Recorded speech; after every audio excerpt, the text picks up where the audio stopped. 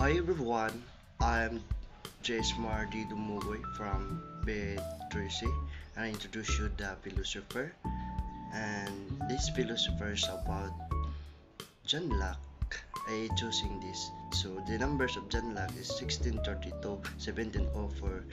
The the empiricist educators.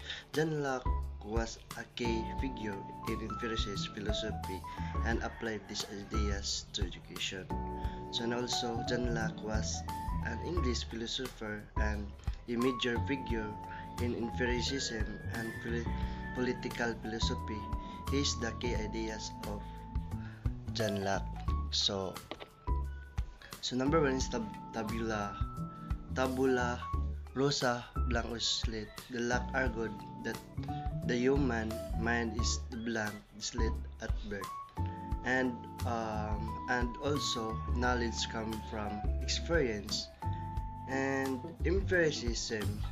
He believed that knowledge is derived from sensory experience rather than innate ideas, and also natural rights. He proposed that people have inherent rights to life, liberty, and property. Social contract. He advocated that the governments exist by the consent of the governed and should protect the natural rights and religious tolerance. He supported the separation of church and state of religious freedom.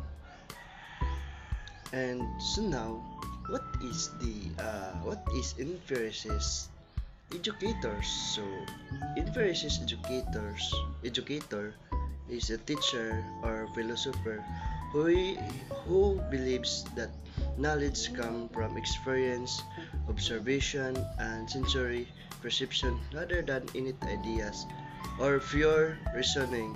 In this approach to education, emphasize learning through experience, experimentation, and interaction with the environment.